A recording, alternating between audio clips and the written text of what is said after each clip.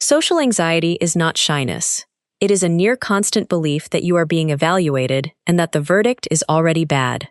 Most people start from the belief that socially anxious people are just introverts who need to push themselves more. The evidence, however, points somewhere entirely different. If you actually looked closely at what is happening underneath the surface, the biggest surprise would not be how strange or rare this is. It would be how common it is, and how clear the psychology behind it actually becomes once you see it. So instead of working from the stereotype, let us look at what the research says and what it means for real people in real situations. Most people recognize the symptom long before they identify the pattern beneath it. Social anxiety disorder affects around 12% of people at some point, and is one of the most common anxiety disorders. The core feature is intense fear of social situations where one might be negatively judged. The pattern is not random. It is a solution to a problem the person had to solve at some point. Once the pattern is visible, it becomes much harder to pretend it is random. If you slow the pattern down, it becomes easier to read. Most people are not choosing this consciously. They are running a program that was written before they had any say in it. Moments like this also reveal why simple advice rarely works. The person usually already knows what they should do. The barrier is not knowledge.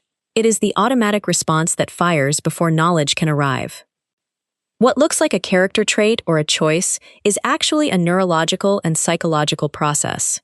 Neurologically, social anxiety involves an overactive amygdala that fires threat signals in social situations the way it would fire in genuinely dangerous ones. The brain processes social rejection in the same regions as physical pain.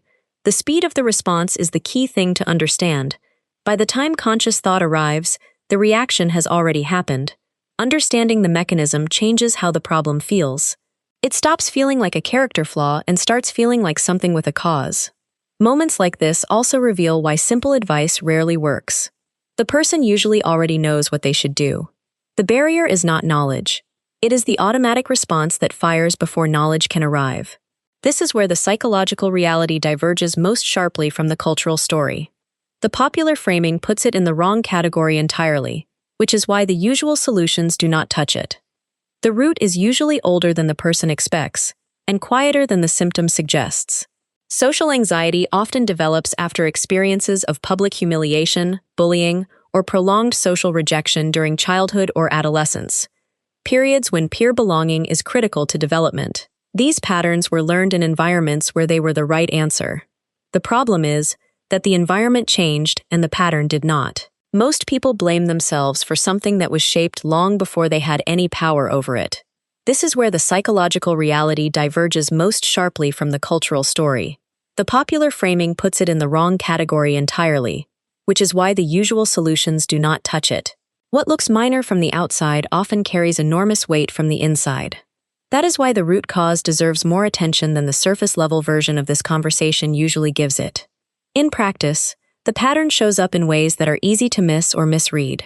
Inside a social situation, the person runs a constant background check. Am I saying the wrong thing? Is my face doing something weird? Do they regret talking to me? Afterward comes the post-mortem, replaying every moment looking for evidence of failure. There is usually a gap between what the person intends and what actually happens. That gap is where the automatic response lives. Naming the pattern clearly is not a small thing. Most people feel immediate relief just from having language for what they have been experiencing. What looks minor from the outside often carries enormous weight from the inside. That is why the how it shows deserves more attention than the surface-level version of this conversation usually gives it. Seen up close, the how it shows is not just a symptom. It is a window into the whole system. Address only the surface behavior and the underlying driver will simply find another outlet. Over time, the cost becomes harder to ignore. Social anxiety leads to systematic avoidance, which shrinks the person's world and reinforces the belief that social situations are dangerous. Isolation increases and the skills needed for connection atrophy from disuse. The cycle is self-reinforcing by design. That is why it persists even when the person can see it clearly. What looks like a personal quirk from the outside is often doing serious ongoing damage from the inside. Seen up close, the impact is not just a symptom, it is a window into the whole system. Address only the surface behavior, and the underlying driver will simply find another outlet. That is why understanding the impact matters beyond the surface level. It is part of the actual mechanism driving the behavior, not just context around it. The research points towards specific approaches that actually move the needle. Cognitive behavioral therapy is the most evidence-backed approach. The core work involves gradual exposure to feared situations while challenging the catastrophic predictions that drive the avoidance. Progress in this area tends to feel slow and then sudden. The internal work happens before the external change becomes visible. Recovery is rarely linear, and the first attempts rarely feel like progress. But the direction matters more than the speed. That is why understanding the fix matters beyond the surface level. It is part of the actual mechanism driving the behavior, not just context around it. Once the full picture is visible, what social anxiety actually feels like from the inside feels less like something you are and more like something that happened to you and that you can change. Social anxiety is not a personality flaw.